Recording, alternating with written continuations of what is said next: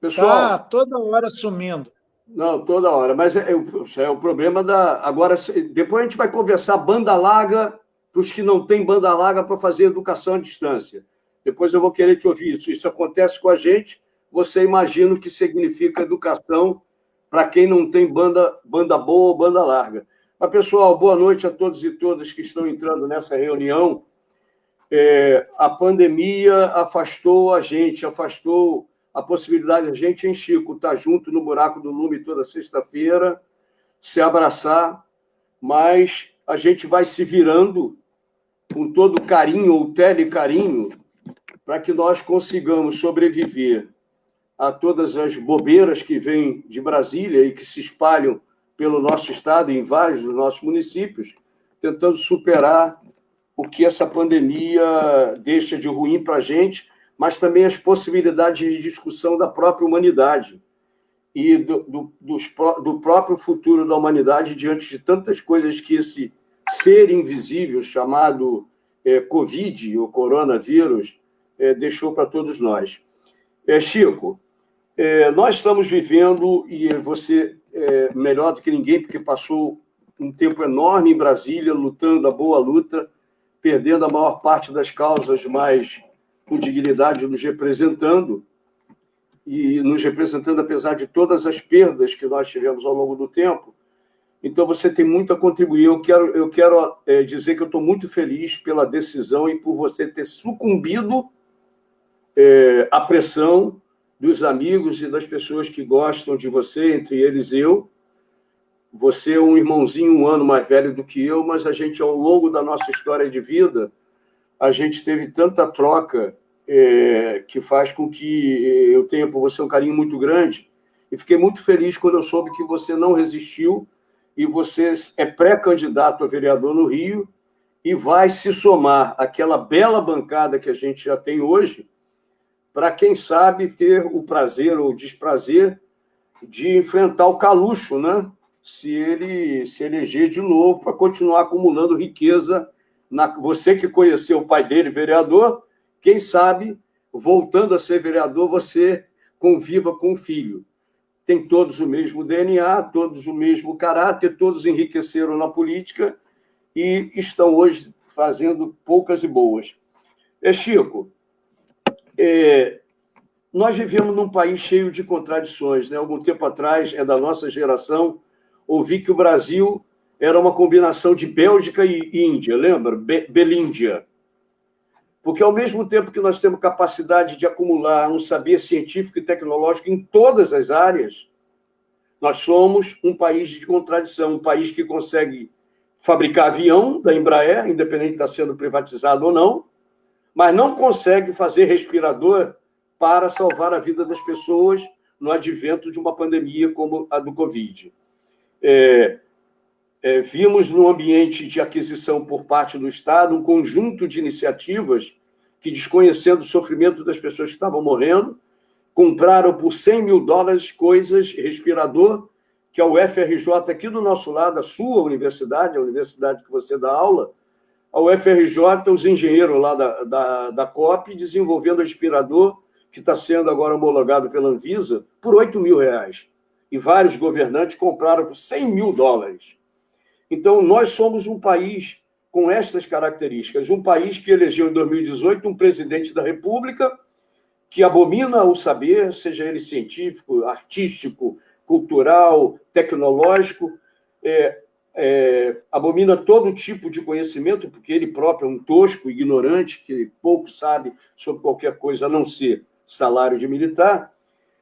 Um presidente da República que nega a ciência, que cortou bolsas, assim como já vinha no Temer, de pesquisa, e, no entanto, apesar de tudo, a Fiocruz, Manguinhos, Instituto Butantan, consegue dar provas no mundo inteiro da capacidade dos nossos cientistas, que, sem apoio, estão espalhados em vários lugares do mundo, no Brasil, em vários lugares do mundo, chefiando equipes que desenvolvem uma pesquisa importante no combate à própria doença. Eu queria, Chico, que é evidente que as coisas que acontecem em Brasília acabam se refletindo em Niterói e no Rio de Janeiro. Crivella eu tenho desconfiança, tenho falado com meus colegas do CREC, eu desconfio que o Crivella colou na escola de engenharia, porque ele erra tanto em tantas coisas, em tantas contas, que o carioca em si, eu sou carioca de nascimento, mas moro em Niterói desde que mamãe veio para cá,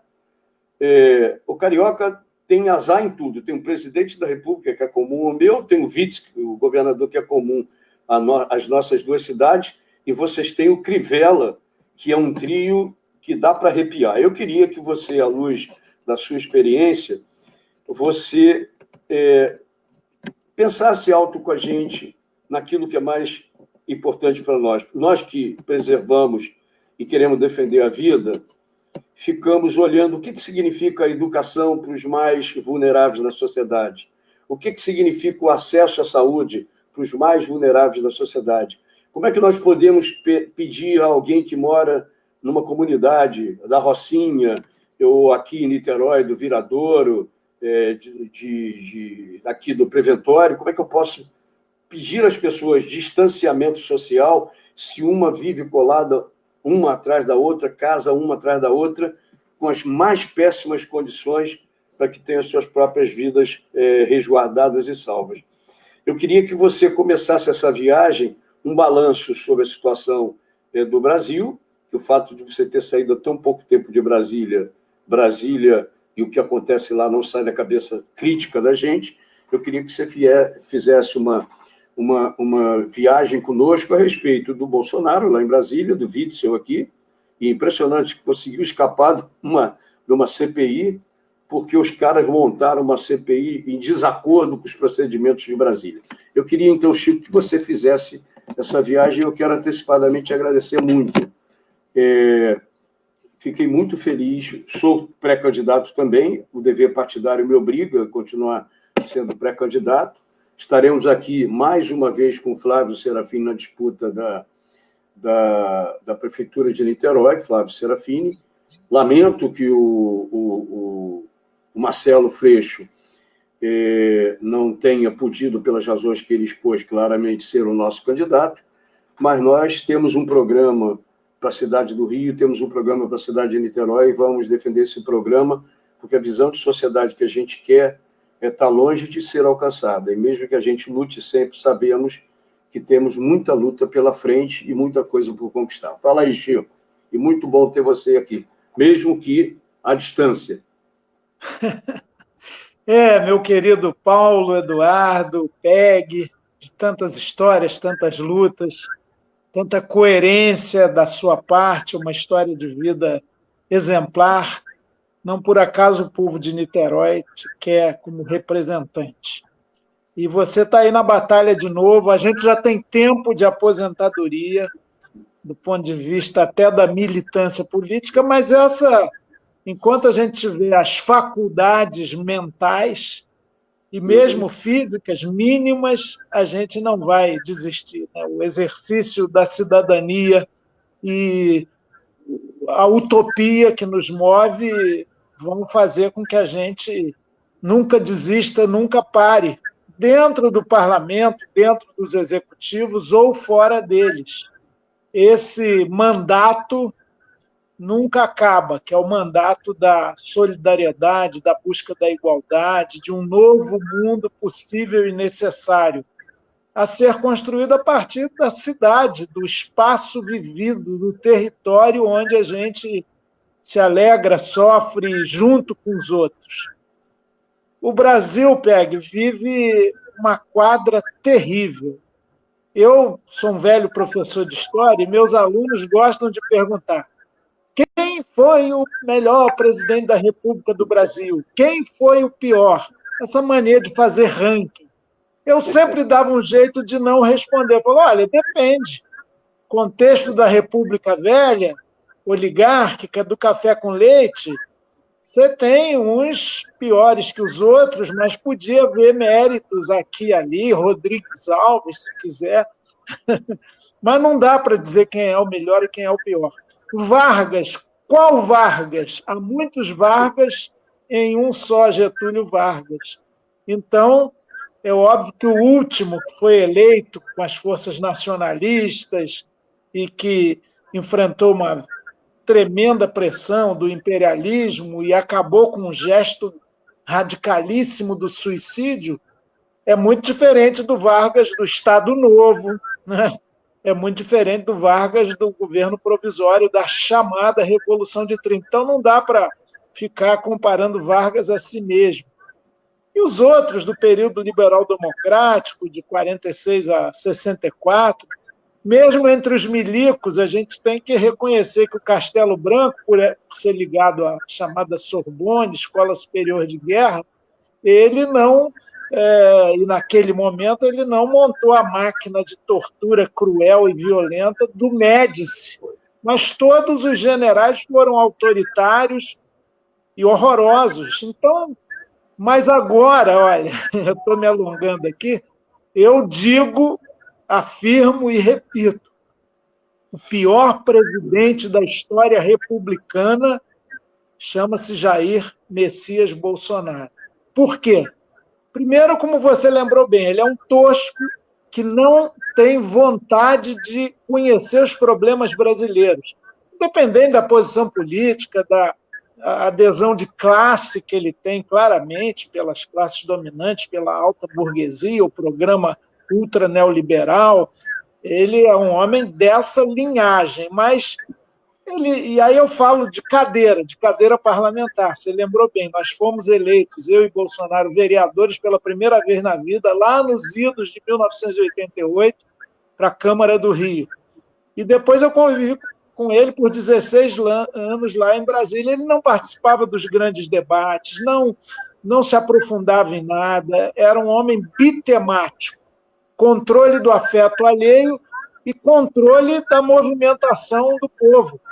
Ele é extremamente autoritário, vertical, tem aquela formação de ordem unida, e mesmo dentro do Exército ele teve problemas sérios. Até a colocação dele na reserva foi um certo acerto para não ser expulso de lá. Portanto, essa figura, porque nós somos o nosso processo, nós somos a nossa situação dentro da luta de classes, nós somos a nossa ideologia, mas tudo é mediado pela persona, pela pessoa pública. Pessoa pública Jair Bolsonaro não conhece nada de Brasil.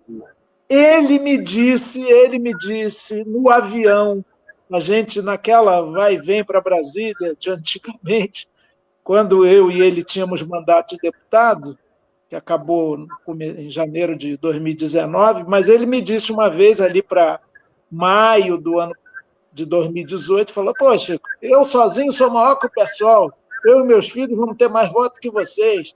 Agora, eu não quero faixa presidencial, não. Se eu chegar no segundo turno, já está bom demais. Sozinho, não tenho partido, não tenho tempo de TV, não terei, não tinha começado ainda a campanha. Eu quero uma barraca de praia lá em Angra dos Reis, não quero faixa presidencial nenhuma, que isso é o maior pepino e tal. Bom, deu no que deu. Ele é um erro do sistema, mas é ultrasistema, embora tenha tido êxito, porque se passou como antissistema. Nós, a esquerda, erramos muito, né? Talvez a era Lula e Dilma tenha pecado nesse aspecto de uma educação de base politizadora que estimulasse uma organização crescente da população. Pode ver aí que muito eleitor do Bolsonaro foi eleitor do Lula e continua com aquela visão meio personalista de que uma pessoa é boa, é mito, vai nos salvar, né? E, na verdade, a gente ainda está com uma precariedade de organização e consciência popular muito grande. Há algumas recorrências no Brasil que a gente vê agudizadas agora, na era Bolsonaro. O patriarcalismo com machismo aí decorrente, o elitismo. Naquela reunião presidencial, ministerial transmitida, aí, que nós todos pudemos ver, eu brinco que é uma reunião do alto escalão, de baixíssimo calão. A fala mais importante para mim não foi a do Weintraub, aquele foragido agora, com aval do governo, está ocupando um carguinho lá no Banco Mundial até outubro. Outra vergonha, esse Banco Mundial também não vale nada, né? Não tem critério. Mas não foi a do Weintraub, não foi a do Salles passando a boiada, não foi o Bolsonaro vociferando, xingando o tempo todo, falando que tem um serviço secreto de espionagem. Foi a do Guedes, que fala que servidor público ele já botou uma granada no bolso deles, vão se explodir, não tem mais aumento, que pobre só dá despesa, que pequena, média empresa não precisa ser apoiada, tem que apoiar as grandes, porque aí elas dão um retorno, dão lucro. Olha, isso é uma visão aristocrática degenerada.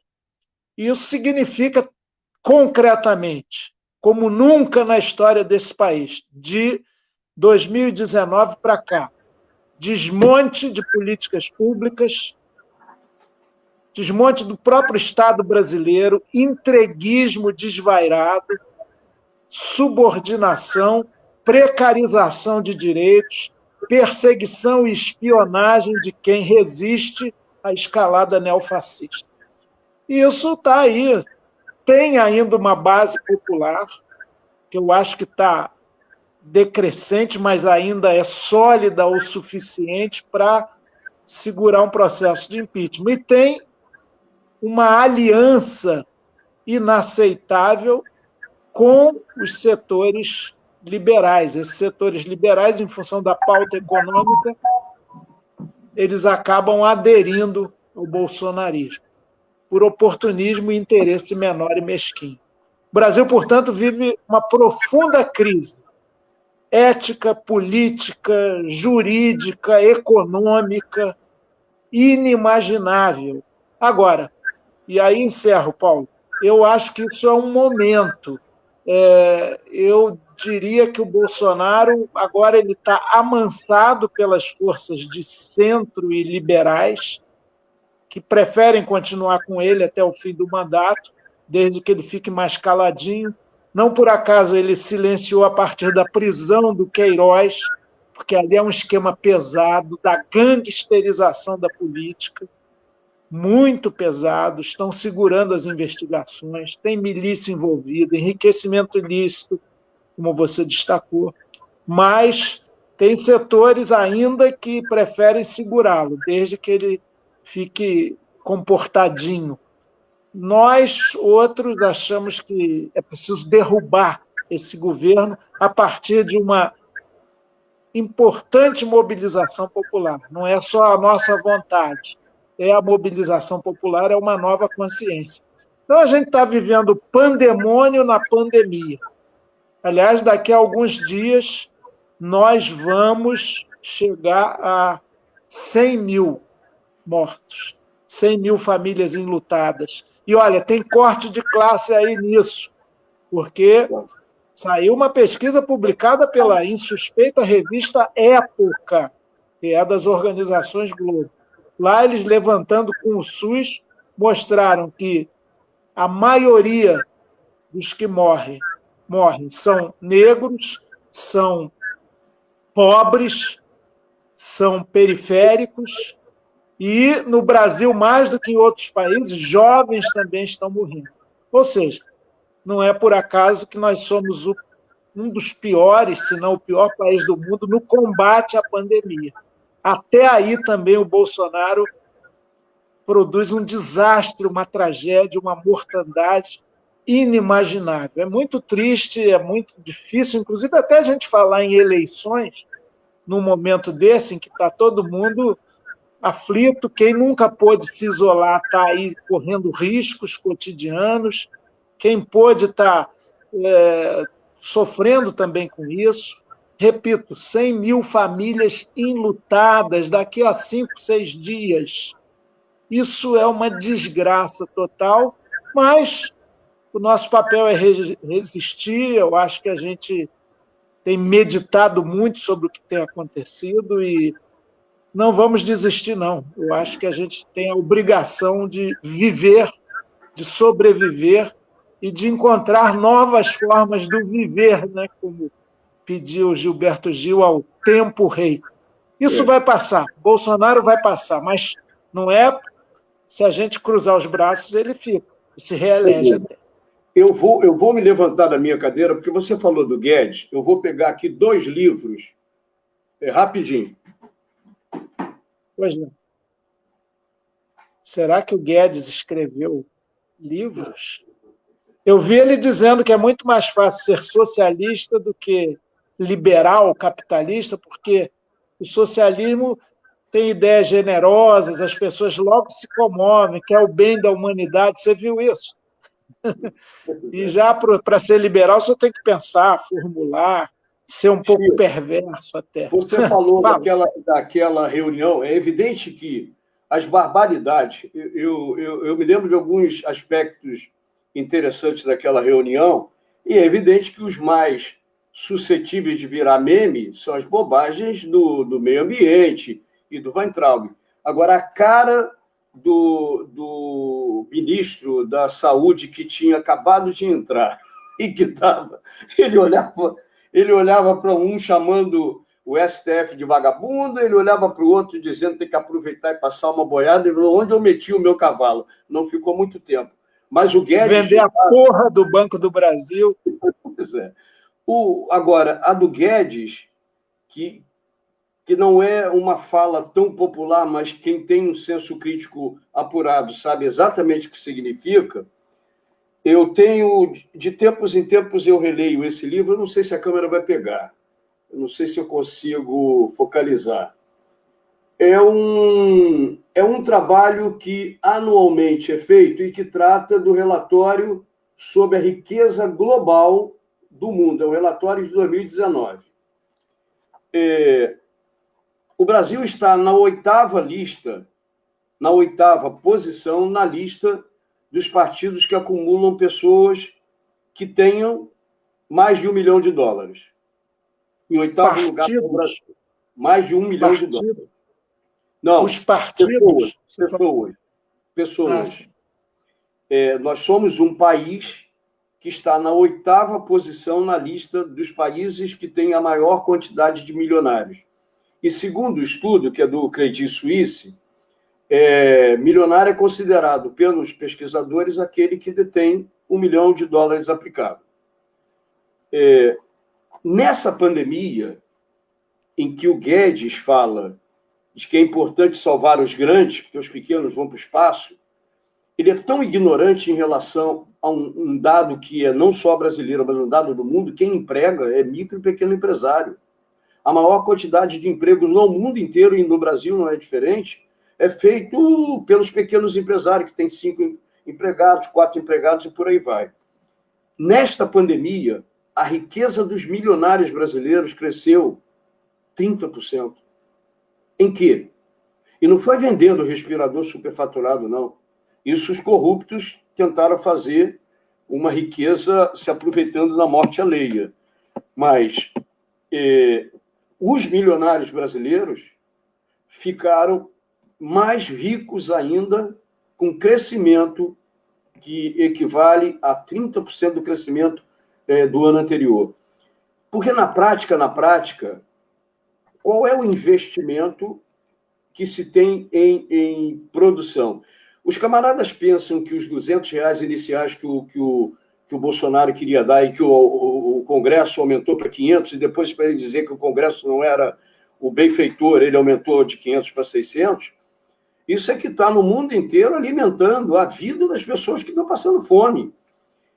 E é a fome dos que passam fome que, com esses auxílios que tem aqui em Niterói e tem no plano federal, com todas as dificuldades, que está fazendo com que as pessoas possam sobreviver, que possam comprar, que ao comprar estão alimentando o comércio é compra da indústria, mas o grande capitalista brasileiro e o empresariado brasileiro não está investindo absolutamente nada. Ele está olhando para os mercados onde ele pode, a partir de um terminal de computador, fazer as movimentações financeiras dele sem botar um grão na produção do Brasil.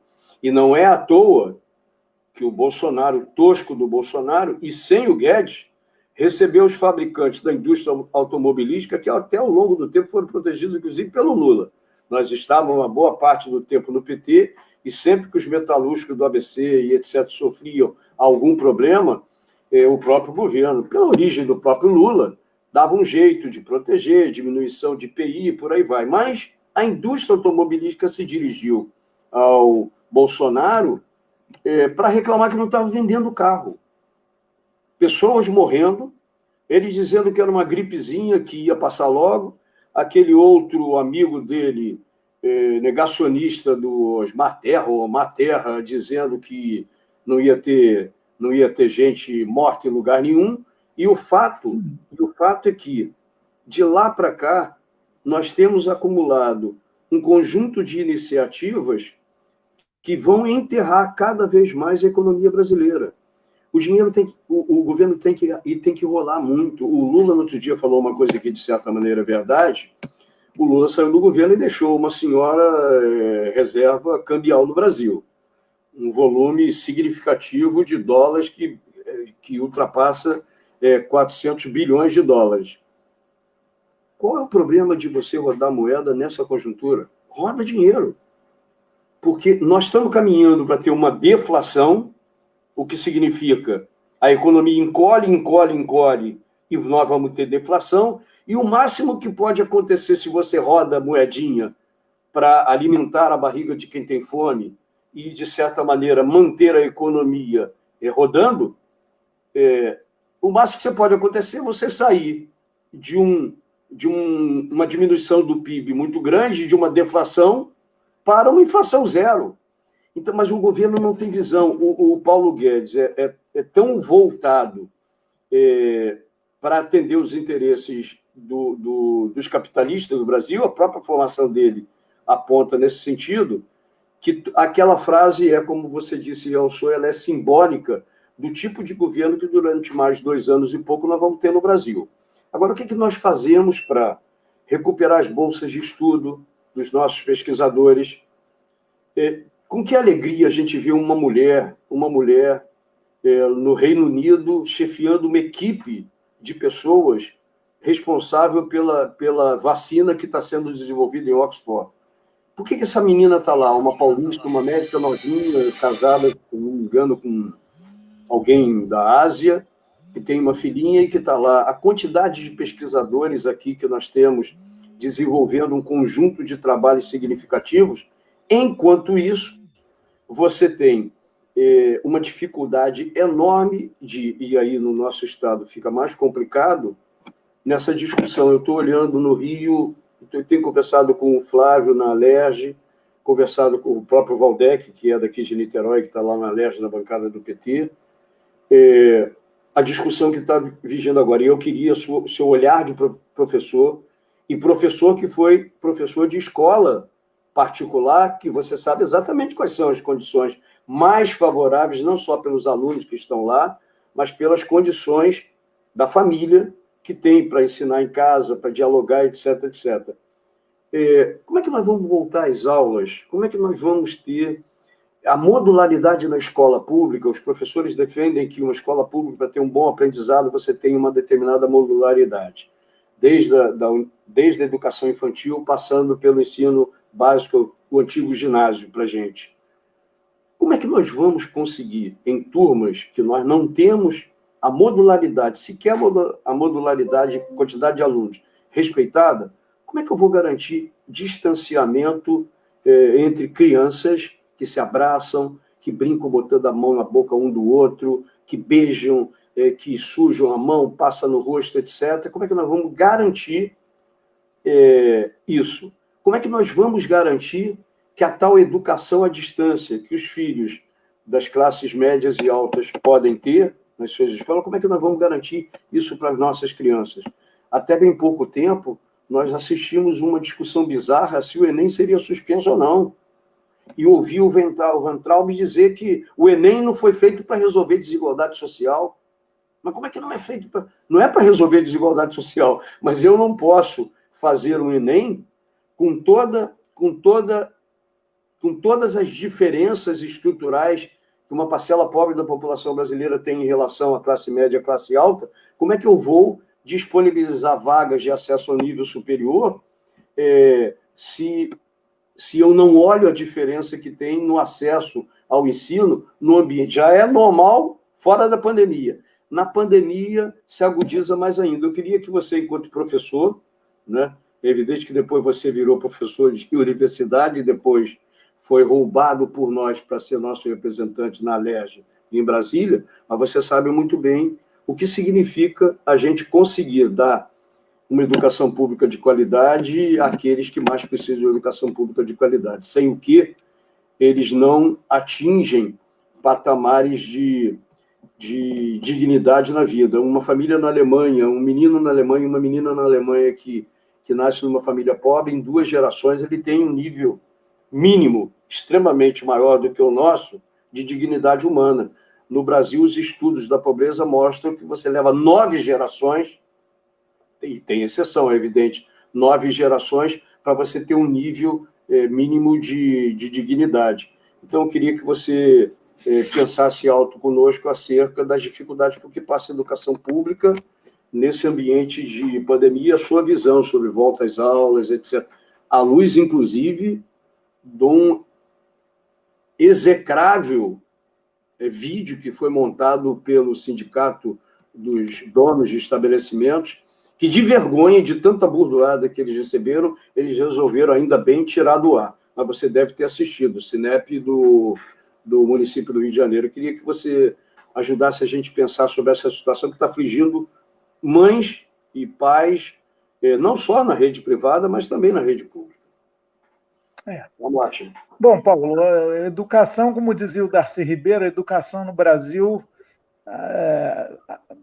tem uma crise que não é uma crise, é um projeto.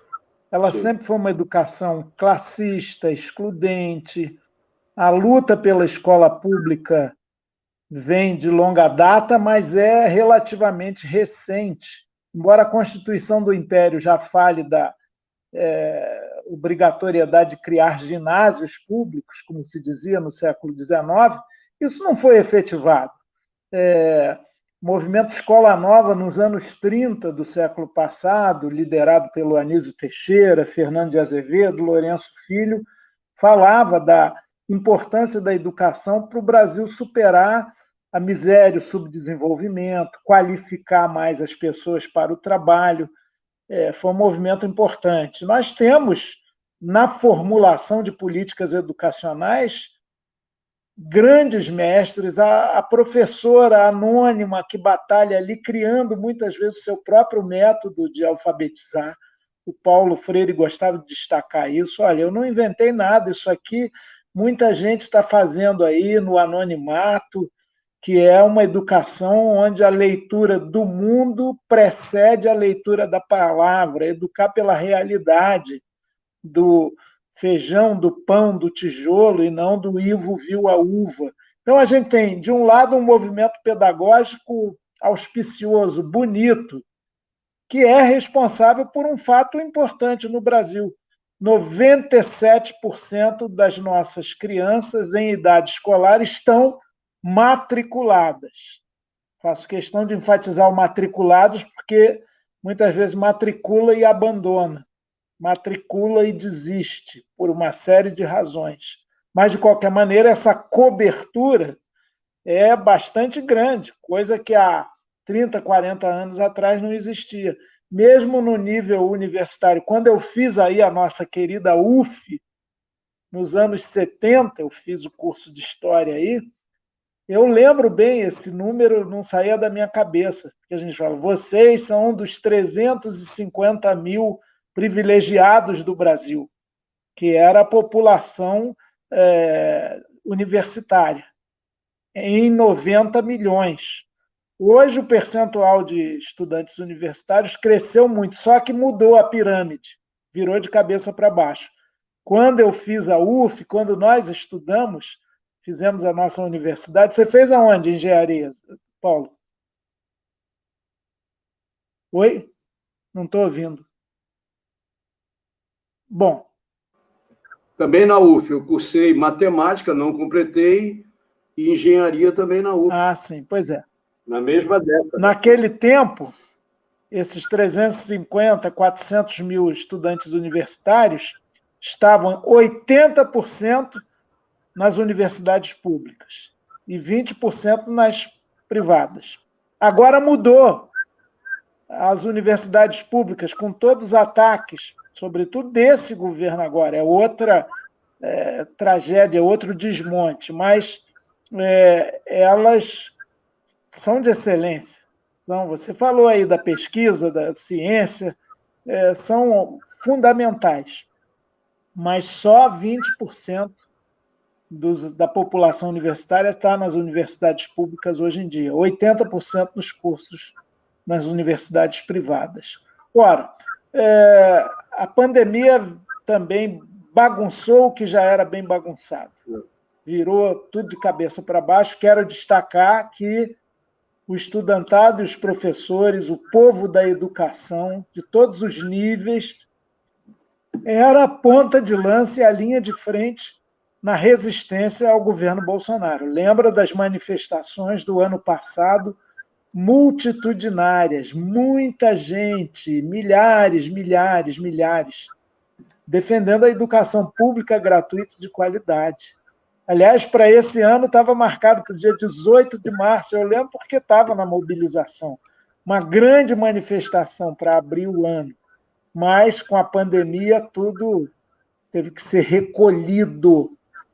Agora, os próceres da educação do governo Bolsonaro, esse desatino completo, estamos no quarto ministro, que, aliás, não disse ao que veio. Ele não disse um ai sobre o Fundeb, que está sendo votado lá no Congresso. Impressionante. É um ministro silencioso. Eu sei que ele está infectado pelo coronavírus, mas não sei se ele está mal a esse ponto de não conseguir nem se manifestar remotamente, nem exercer o cargo que recém assumiu. Bom, só ter 4 ministros em 2 anos já revela que o governo é inimigo da educação e não tem nenhum projeto senão de destruição e de privatização. Tem um tal Futurice aí, que é claramente a privatização da universidade. Mas, por outro lado, o que a gente vê é que o bolsonarismo, que era minguado na Câmara, eu via isso, ele é fascinado pela educação familiar, pela educação não só remota, mas por aquela que se ensina na família, né? Que eles têm aquele mito da família, o modelo da família conservadora, a família padrão, né?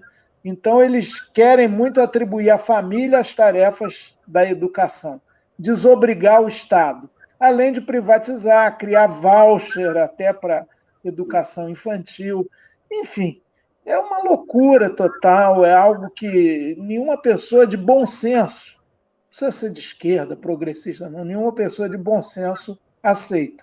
E agora, com essa crise toda, a desigualdade educacional vai se aprofundar. Por quê? A classe média, aqueles que têm filhos em escolas privadas, embora haja escolas privadas também pobrezinhas, por uma população mais desassistida, né? Não são só os escolões famosos, Abel e Andrews da vida, não. Tem escolinhas, né? Sobretudo para as primeiras séries, né? Que são muito importantes ali para aqueles pais pobres que fazem um esforço para pagar uma mensalidade que não é de 1.000, 2.000, 3.000, 4.000 reais, claro. Então, há escolas e escolas no universo privado, que, aliás, aí em Niterói é dominante, né, pelo que soube, é muito mais forte que a escola pública. No Rio, não. No Brasil, de uma maneira geral, 80% estão nas instituições públicas do ensino fundamental e médio, né, do ensino básico. E as escolas de excelência públicas, os colégios de aplicação, o Pedro II, são fantásticas, como as instituições federais de ensino, mas não tem mais do que 1% dos estudantes no ensino médio ali. E o resto, os outros 20%, em termos de Brasil, vai para a escola particular privada. De qualquer maneira, com o distanciamento, com o isolamento, com as aulas remotas, é claro que os que já eram mais prejudicados por falta de oportunidades e condições ficam mais isolados ainda. Há uma estimativa de que a evasão escolar, quando tudo voltar à normalidade, que eu estimo que só ano que vem, se tudo correr bem, se o governo ficar menos negacionista em relação à ciência e tiver uma política de saúde menos desatinada, com gente que entenda, respeitando, inclusive, as instituições que você citou, Fiocruz, Butantan, enfim. No ano que vem, a gente vai ver uma realidade muito diferenciada, porque os mais pobres também, assim como são os que mais morrem na pandemia, serão os mais prejudicados no processo de ensino e aprendizagem. Então, era preciso ter atenção para isso, registrar isso e fazer alguma forma de compensação para aqueles que não puderam acompanhar aulas remotas.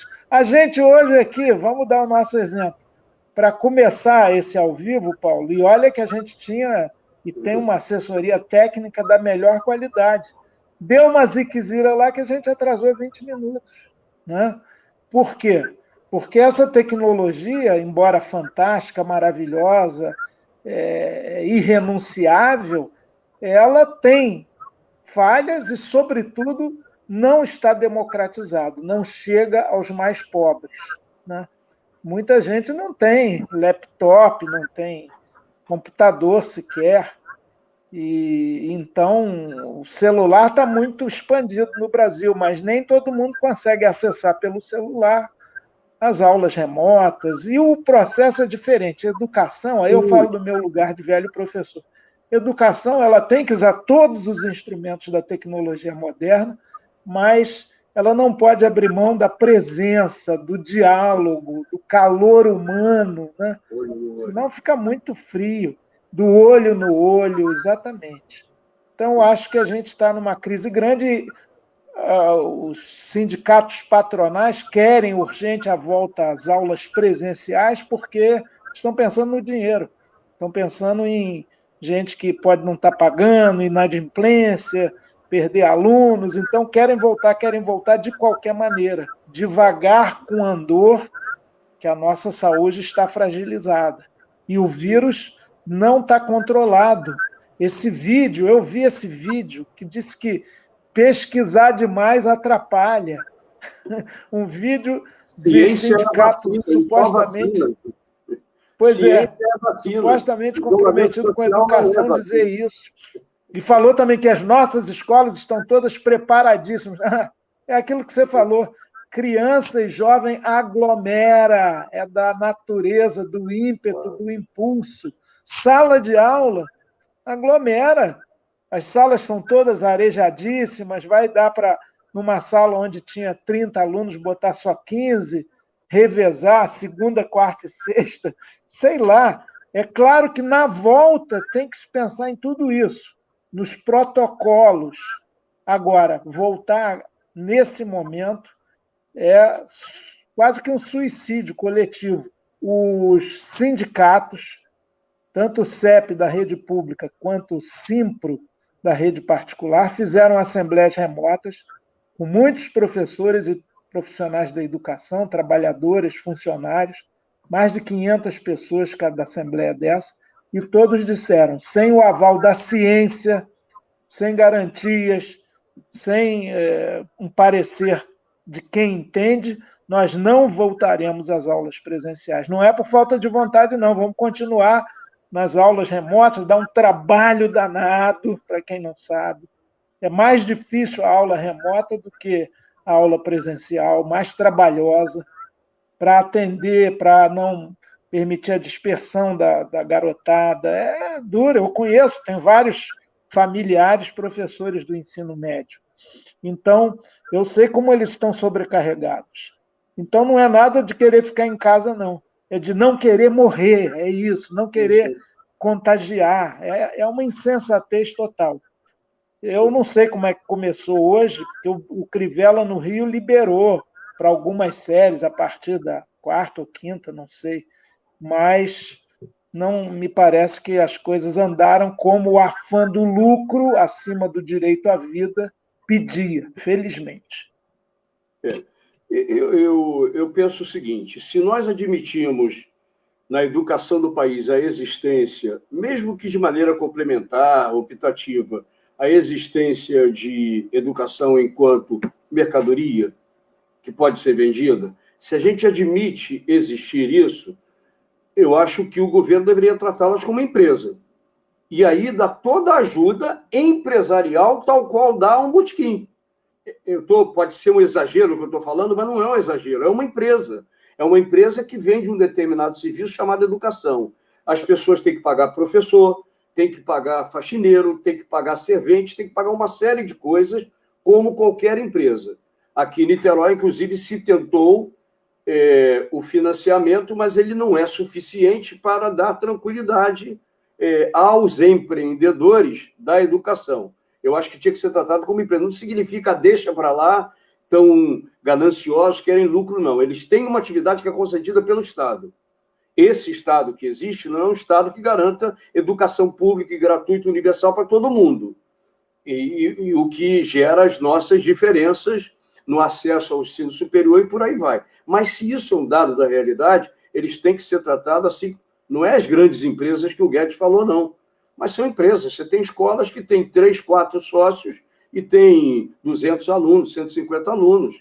E tem uma atividade que é empregadora e geradora de trabalho para um monte de gente. Mas isso é algo que tem que ser enfrentado da melhor maneira possível. Eu queria... tem 2 assuntos que eu queria aproveitar e explorar você, já que a gente vai demorar a se abraçar e se encontrar, e não sei quando a gente vai poder fazer uma nova live. Eu queria tratar de 2 assuntos. Um país que tem... Você esteve no Congresso Nacional e sabe que um dos maiores lobbies do Congresso Nacional, inclusive com íntimas relações com o antigo Eduardo Cunha, aquele que a gente... Você lembra, algumas vezes você foi lá na frente da Telerge, quando ele era presidente da Telerge, e a gente gritava junto, fora Cunha, naquelas assembleias, e nós nem sabíamos que ele levava, em nome de Deus, dinheiro para a Suíça. Porque se a gente soubesse, naquele tempo, quando ele foi colocado pelo Collor como presidente da Telerge, a gente teria lutado muito mais contra ele. Mas você sabe a relação que o Cunha tinha com os planos de saúde. Você sabe os mecanismos que o governo usa para proteger os planos de saúde. As pessoas pagam, aqueles que podem pagar planos de saúde, na hora que precisam, vão ver que as dificuldades são tão ou maiores que as dificuldades enfrentadas por alguém que precisa da rede pública. Mas gozado, na hora, independente de teto de gasto e toda a luta contra a qual a gente se colocou no Congresso Nacional, e você era um deles, nessa hora que a gente está vendo o significado de ter um sistema único de saúde tão boicotado, tão vilipendiado, tão maltratado. Eu participei, na época da Constituinte, é claro que discutindo assuntos de telecomunicações na Constituinte, mas eu vi o pessoal que trabalhou pela reforma sanitária na Constituinte e que conseguiu, depois de muita luta, pensar, elaborar e botar o SUS no regramento, na organização do Brasil. O SUS é reconhecido por todo mundo como um dos principais sistemas de saúde pública do mundo. Supera em vários aspectos o National Health Service, que é do Reino Unido, que há muito tempo é um bom sistema. Eu queria que você, que conviveu com esse lobby, que sabe como eles eram importantes. Recentemente, o IPEA fez um estudo que mostra a quantidade de milhões e mais milhões de perdão de multas aplicadas aos planos de saúde no Brasil, porque o lobby que eles têm é um lobby muito, muito, muito grande. Eu queria que você conversasse um pouquinho, antes da gente entrar nas mudanças do mundo do trabalho, para quem nós dedicamos boa parte da nossa luta. O que você pensa? O que você olha? Como é que você olha o SUS? Você olha o SUS do jeito que eu olhei? Os camaradas que, na hora H, se não fosse o SUS, a quantidade de pessoas mortas no Brasil seria muito superior à que nós temos hoje. É um subproduto dessa luta presente que a gente teve que ter, é reforçar a luta pelo fortalecimento do SUS. Em Niterói, por exemplo, nós tínhamos 2 concursos públicos, um para a Fundação Estatal, que abriga os trabalhadores em saúde estatutários, e outro, contra a minha vontade, numa fundação de direito privado que foi criado para administrar o programa médico de família e a saúde mental em Niterói. As 2 estavam planejando fazer concurso público. A pandemia anulou os 2 concursos. Se nós tivéssemos feito, ao longo do tempo, o fortalecimento do SUS em Niterói, com concurso para os estatutários e concurso para a Fundação de Direito Privado para administrar esses programas, nós não teríamos tido a necessidade de contratar uma OS e arrendar um hospital na região oceânica, nós defendemos que ele seja comprado, e arrendar um hospital na região oceânica e entregar para uma OS. E ter uma quantidade de RPAs, médicos, enfermeiros, auxiliares, fisioterapeutas, que são contratados por recibo, né, de pagamento de autônomo, enquanto a saúde pública precisa se estruturar enquanto o SUS. Eu queria que você falasse um pouco disso e depois eu gostaria que você pensasse junto comigo, o passo seguinte, sobre as mudanças no mundo e na ocupação do território e o significado de coisas que a gente nem percebe que vai ser, o que significa o home office, o que significa trabalhadores terem que se deslocar para trabalhar e hoje com a possibilidade deles serem explorados à distância, a mais-valia ser retirada à distância, o que isso significa na locação de moradias. A professora Regina, da UF, do NEPU, ela deu uma passada aqui, deu um oi para a gente. O que significa isso no redesenhar da cidade, com a possibilidade dos grandes escritórios concentrando na Avenida Paulista ou na Presidente Vargas? Isso são mudanças que eu vou no próximo bloco, mas eu queria que você pensasse alto sobre o significado, para você, que foi deputado federal há muito tempo, da luta pelo fortalecimento do SUS, que a nossa bancada e alguns outros companheiros, ao longo do tempo, se dedicaram. Fala aí, Gil. Paulo, se há algum efeito positivo dessa pandemia planetária, é o reconhecimento da importância de governo. E governo entendido como promotor de políticas públicas e de organização de instâncias públicas que atendam a população. Porque o discurso ultra-neoliberal, que vinha num crescendo, ele afirmava a privatização de tudo. Ele dizia que o Estado era paquidérmico e que devia ser mínimo e que não devia até existir, onde pudesse privatizar e botar sob o controle da visão particular, privada, era necessário. Isso, inclusive, na saúde. As OSs, para administrar hospitais públicos, se revelaram, aliás, totalmente incompetentes, corruptas, muitas vezes. No Rio de Janeiro, aí do outro lado da Bahia, isso é patente, é denunciado. Então, cresceu essa consciência. Você citou o sistema exemplar de saúde lá na Inglaterra, mas o Boris Johnson, ele sempre desprezou isso.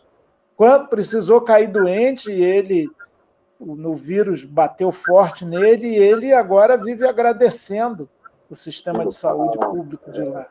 O Mandetta, que eu conheci como parlamentar, o Mandetta tinha uma característica, ele era do DEM, ficava lá com aquela turma privatizante, mas ele respeitava muito a ciência. Me lembro que uma proposta do próprio Bolsonaro, da pílula do câncer, um remédio lá que era a panaceia de que ia resolver o câncer, esqueci o nome agora.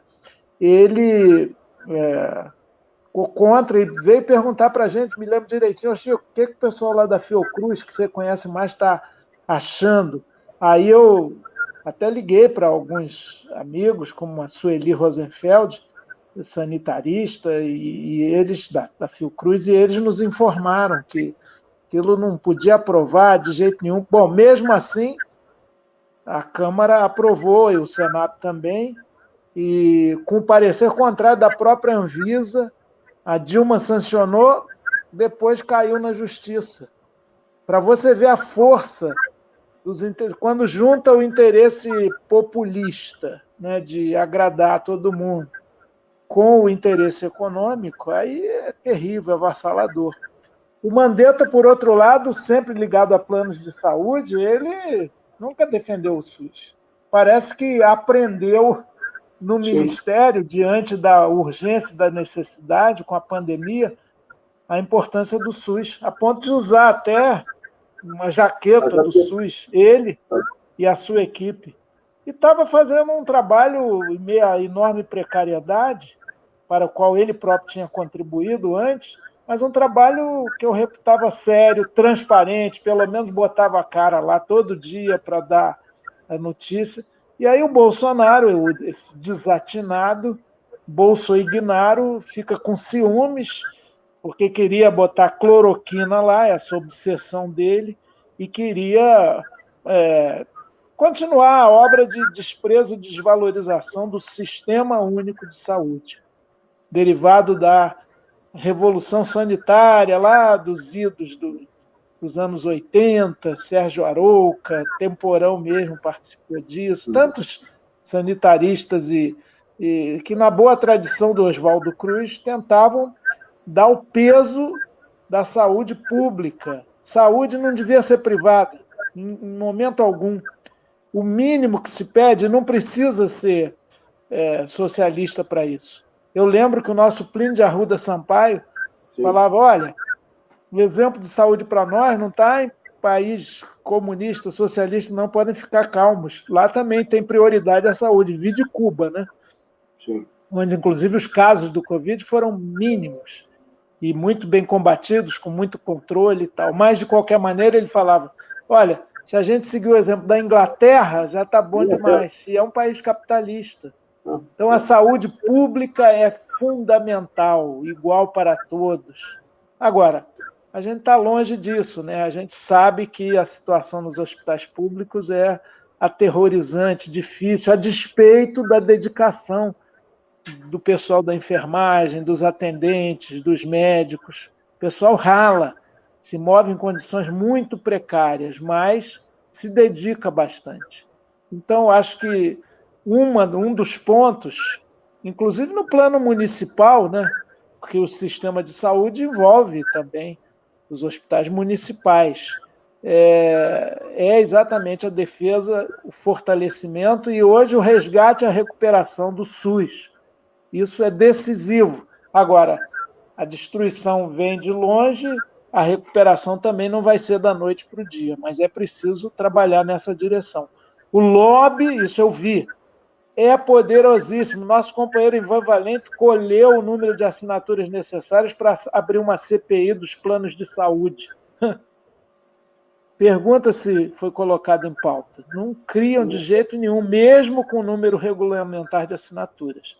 O lobby das empresas privadas de educação e dos planos de saúde é poderosíssimo, né?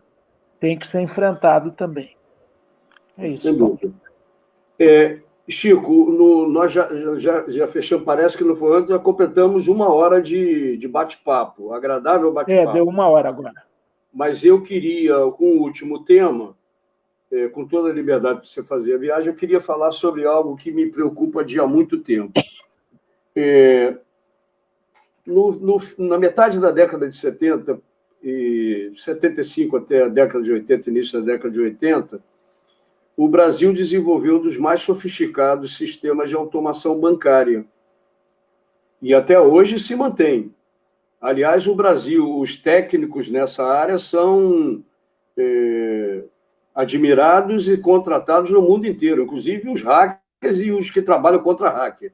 A capacidade criativa dos trabalhadores nessa área brasileira é muito grande, que está concentrada nos parques do CEPRO, por exemplo, da própria Dataprev, tem um conhecimento nessa área muito grande.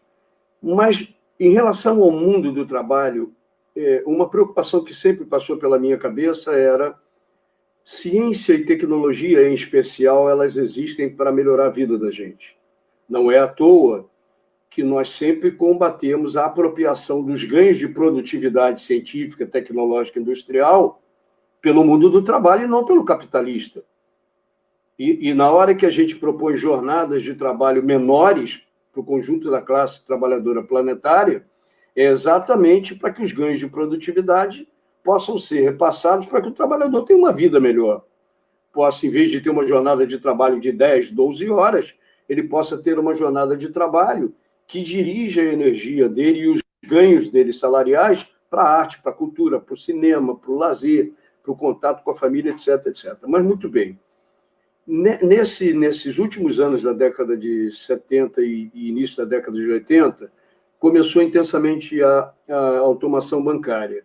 E, num determinado momento lá da história da Embratel, os engenheiros fizeram uma conta para verificar qual seria o impacto naquela época. A conta pode estar errada à luz dos elementos que nós temos no dia de hoje, em 2020. Estou falando de 1980. A cada máquina colocada de automação bancária, essa que a gente gosta para pegar dinheiro, para pagar conta, etc., leitor de barra, iam para o espaço de 20 a 25 bancários, Chico. De 20 a 25 bancários.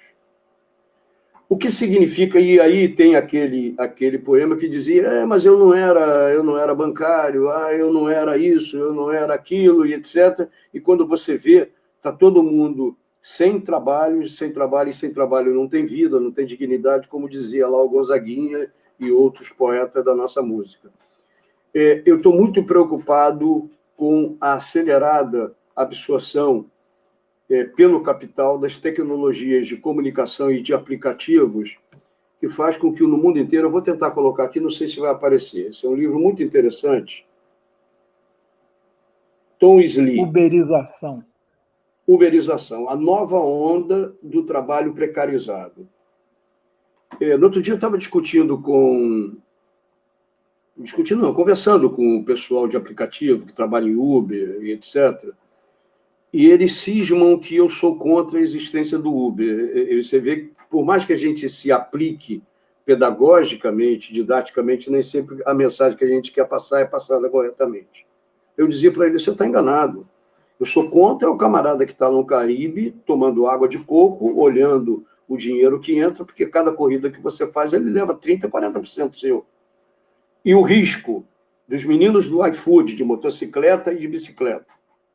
O risco dos caras de Uber, que se o carro bater, problema dele, se for assaltado, problema dele, porque tem um monte de gente desempregada. Então, o emprego precarizado, e aí eu estava dizendo para eles, você não tem a menor ideia do que significa defender o trabalho e defender o mundo do trabalho. A Uber não faz na Inglaterra, na Suécia, na Finlândia, o que ela faz no Brasil. Uma exploração radical do desemprego estrutural que nós temos, com pessoas fazendo as tripas coração para ganhar dinheiro dirigindo Uber. Aí eu disse para ele, você sabe que a indústria automobilística está desenvolvendo carro que não precisa de motorista? Ônibus que não precisa de motorista? E aí eu faço igual o Frei Beto, quando pega um táxi e vê que o cara votou no Bolsonaro, e ele chega assim, eu votei no Bolsonaro, mas eu estou tão arrependido, e aí começa a sentar a pua para tentar conquistar o taxista para ele, né? Muito taxista voltou do Bolsonaro. Isso foi uma palestra que ele deu aqui em Niterói, a gente foi assistir.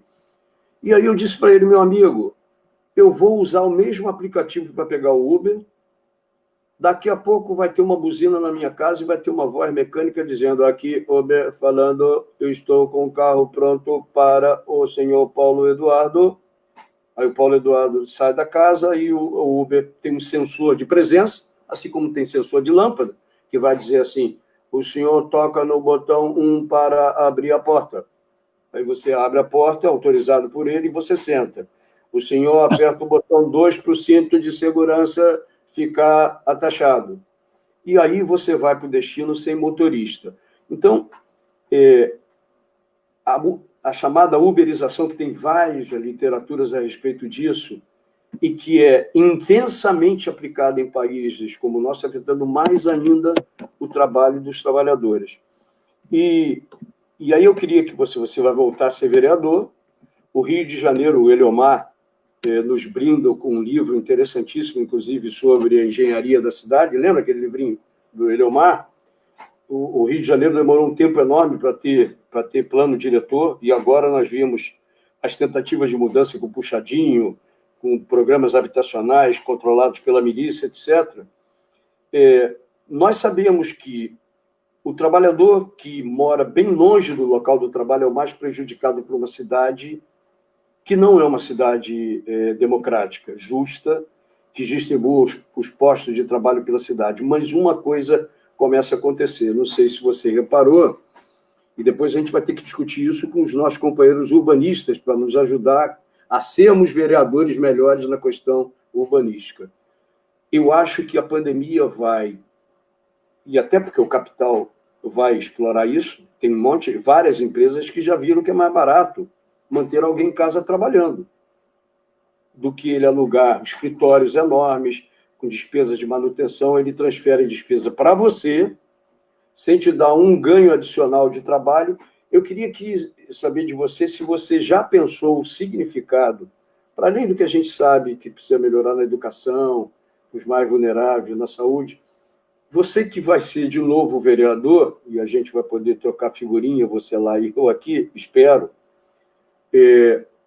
como é que você viu? O que você já pensou a respeito das mudanças do mundo do trabalho, com as pessoas sendo exploradas, a mais-valia sendo tirada de dentro de casa, a reorganização dos trabalhadores no território, sem que obrigatoriamente eles possam ou precisem se deslocar a partir de ônibus?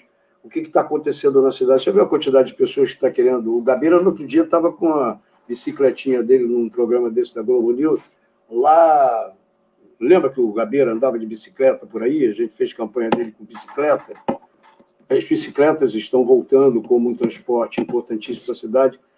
O que você já conseguiu pensar, com essa sua cabeça brilhante, a respeito do mundo que a gente está enfrentando e de que maneira a gente garante uma cidade, seja no Rio de Janeiro, com milícia e com crime organizado, etc., mas de que maneira a gente pode trabalhar para considerar, no ambiente que a gente tem como prioridade proteger o mundo do trabalho, de que maneira a gente pode proteger o trabalhador diante de tantas mudanças que a gente está assistindo nos dias de hoje?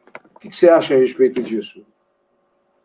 O Paulo, em primeiro lugar, você falando aí de vereador para cá, vereador para lá, no Rio e Niterói, eu quero lembrar Tancredo Neves. Ele dizia o seguinte: sim, sim. voto você teve, nunca tem. Assim. Então, teve. toda eleição é passado, cada eleição é um desafio, uma poupança. novidade. Então,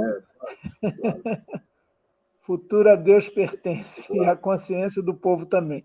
Mas, de qualquer maneira, independente de mandato ou não, nós temos que nos preocupar com a cidade em que vivemos. Né?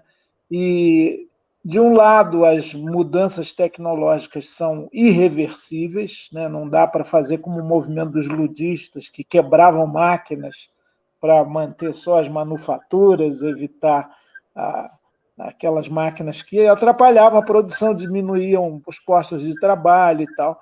Mas a gente não está nessa, a gente é progressista, reconhece o engenho humano que cria essas maravilhas, como essa que está nos permitindo conversar agora, já há bastante tempo.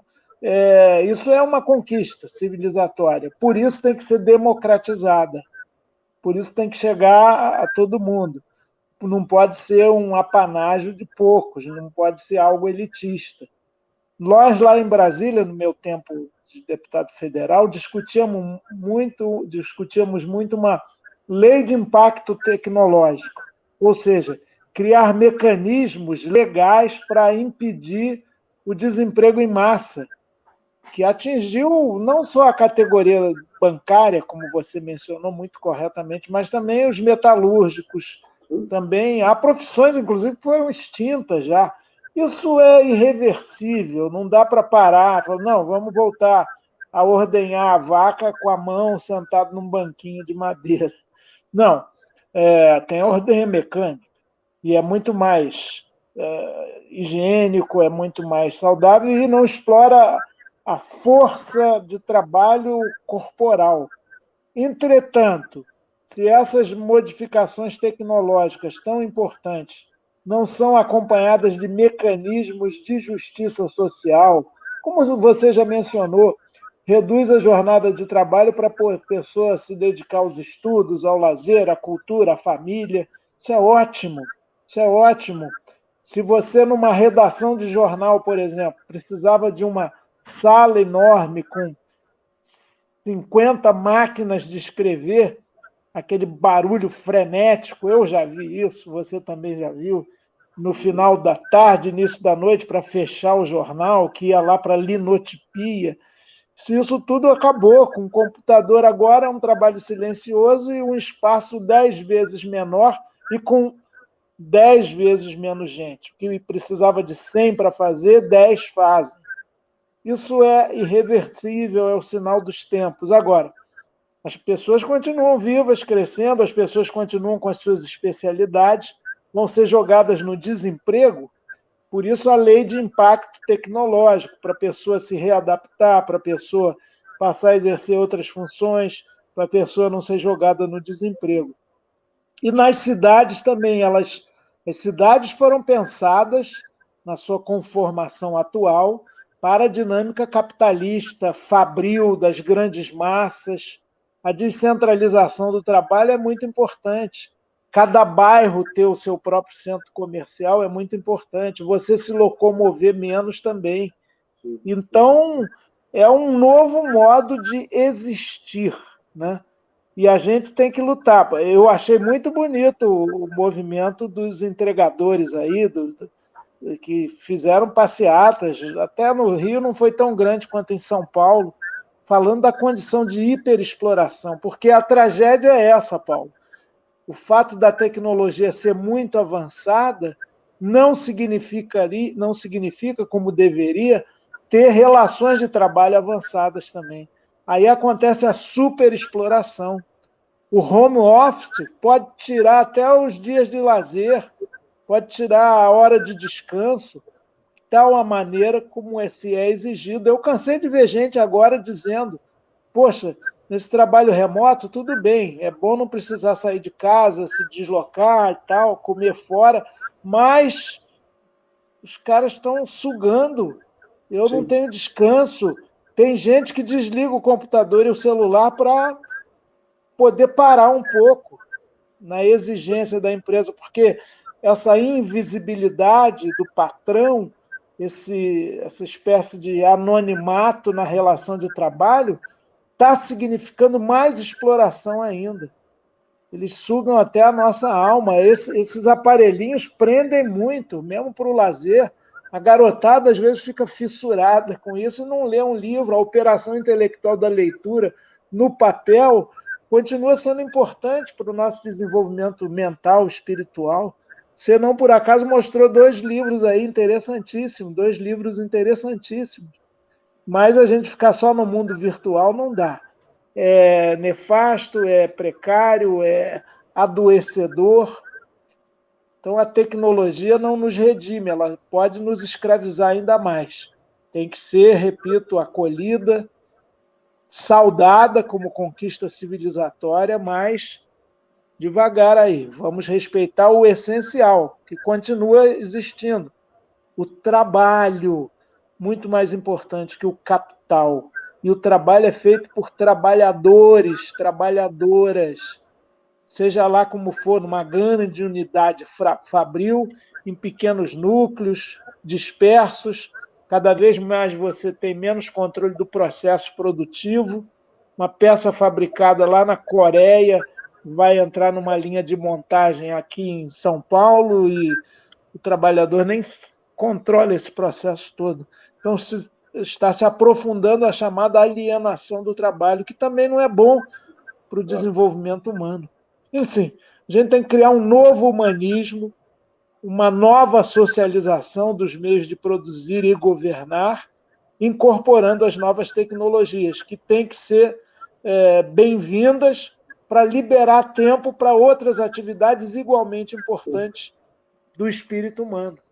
Esse mundo sonhado está perto e parece, às vezes, cada vez mais distante, porque a secular exploração continua.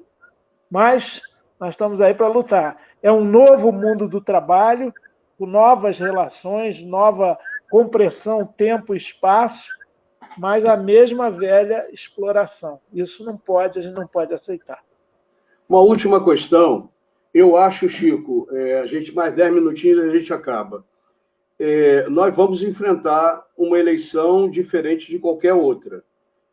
Primeiro que, na minha avaliação, o fim das coligações nas eleições proporcionais estão fazendo com que os candidatos, especialmente a vereador, estejam fazendo das tripas coração para eleger os seus representantes, o que antigamente eles se juntavam 2, 3 partidos, hoje não, cada partido tem que lançar a sua nominata, o que causa uma série de problemas, Mas esse é um problema em relação ao qual o pessoal nunca teve problema. Aqui em Niterói, nós nunca fizemos coligação com esse objetivo, sempre fizemos coligações simbólicas politicamente, do ideário de esquerda, e já chegamos a eleger 3 vereadores aqui, você lembra disso, eu, Renatinho e o nosso querido companheiro Henrique Vieira, que está seguindo um outro caminho, não mais está no parlamento conosco.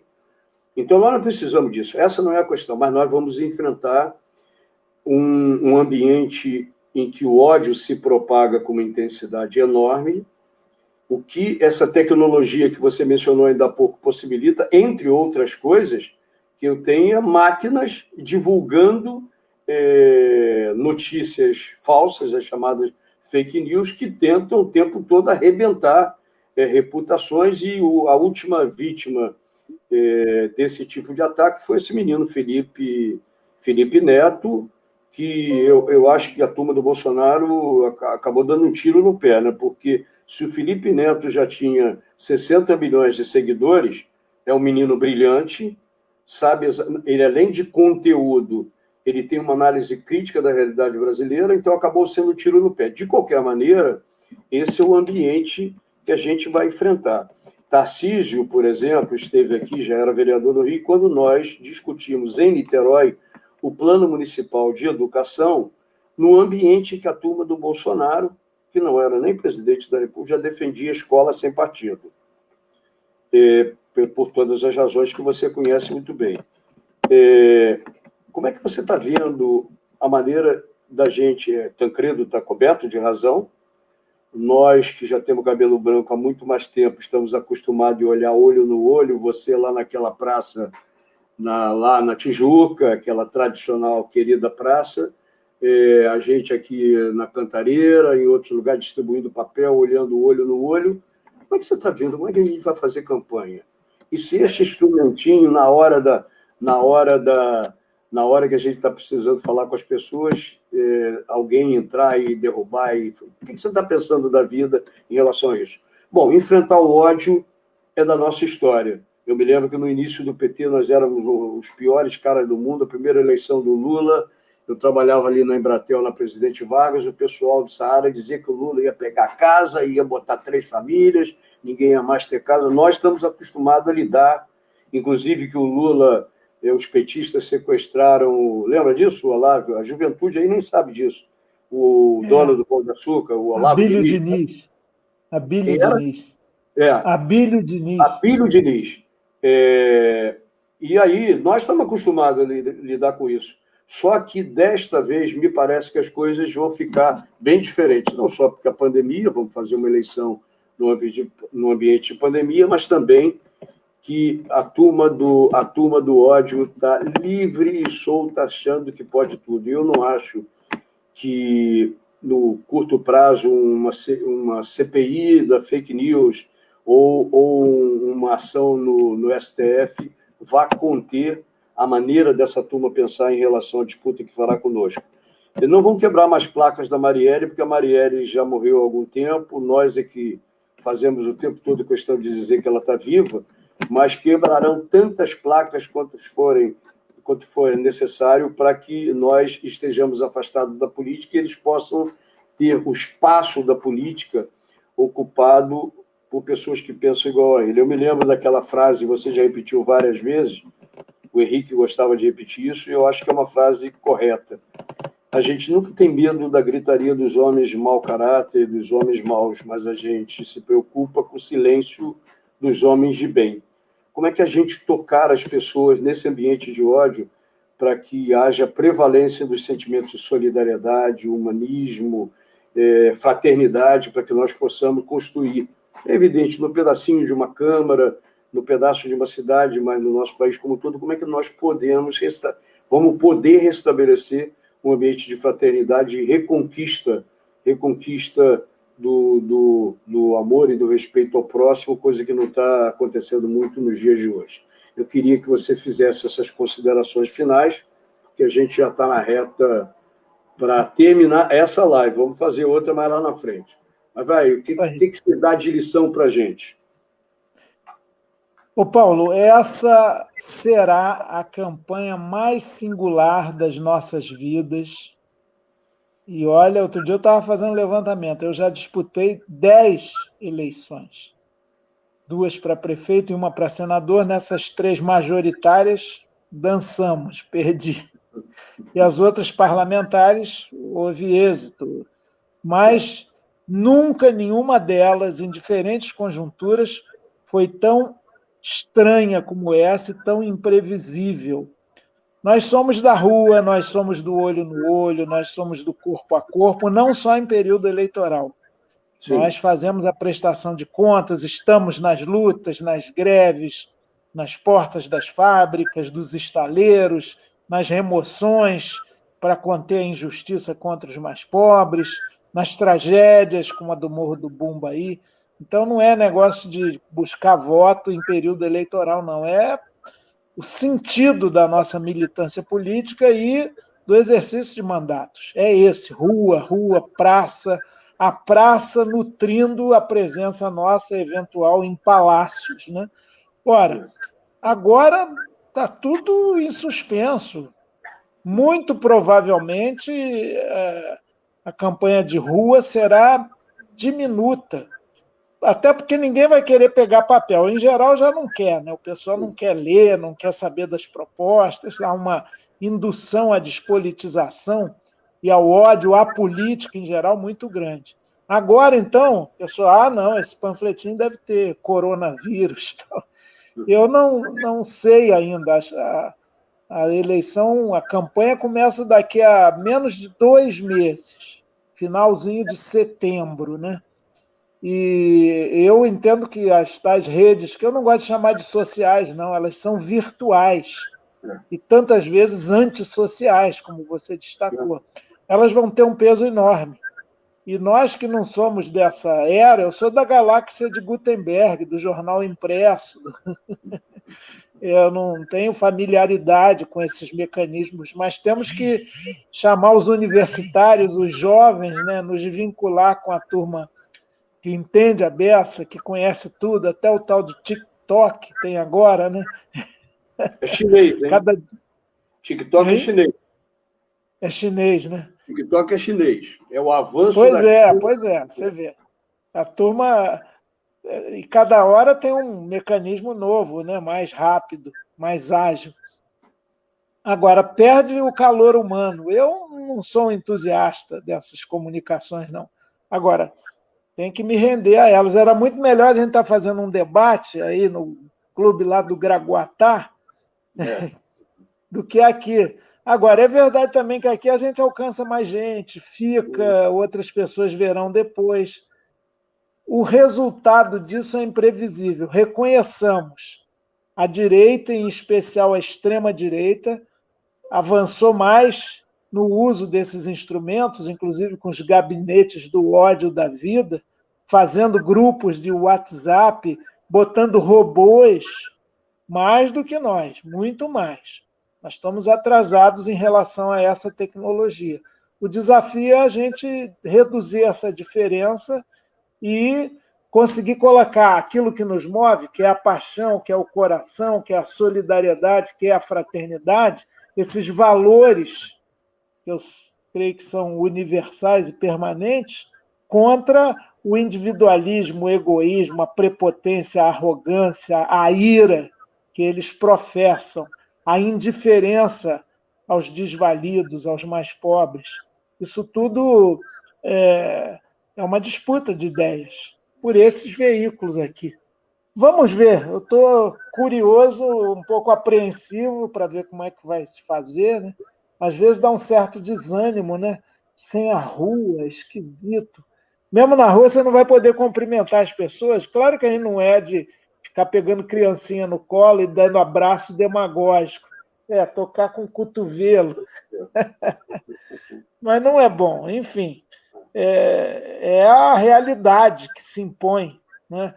E o ser humano tem essa capacidade de se adaptar a qualquer situação e vamos trabalhar, como sempre, com as nossas ideias e causas através desses novos veículos. Vamos ver o que ao final resultará. Espero que coisas boas para Niterói e para o Muito Rio.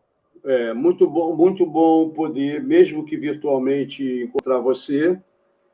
É evidente que eu vou votar em Niterói, mas você sabe muito bem, eu vou fazer todo o esforço, como já fazia no passado na Embratel, com os colegas aposentados, para que você esteja... Tarcísio, eu não posso falar que ele é gordinho, não, porque ele diz que eu sou homofóbico.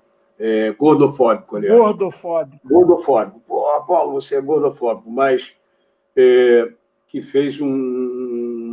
travou uma batalha importante lá nos representando. Eu tenho muita confiança nessa chapa, na chapa que já existe, e essa confiança ela é maior ainda com a sua presença. A mesma dedicação nós vamos ter em Niterói. Eu espero te ajudar muito e quero contar com você para que nós possamos, na defesa das coisas que nós defendemos há muito tempo, nós possamos continuar, enquanto nós tivermos sangue nas veias, continuar defendendo uma sociedade diferente, uma sociedade justa, fraterna, sociedade socialista, que a gente defende como utopia. Sabemos muito bem que nós não vamos chegar lá, mas a gente tem que deixar as sementinhas para os filhos e netos da gente na busca dessa utopia. Um abraço enorme, tá? Manda um abraço. Eu tenho visto netinha nova, hein? No Facebook, gracinha. Já estou com 6. Eu sei. Meia dúzia. Meu filho mais velho, Emanuel, me deu gêmeas. Manu, e a Nina, agora? minha filha...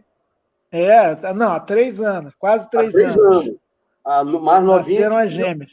Agora, a Nina, minha filha caçula, tem o Santiago, que completou 5 meses.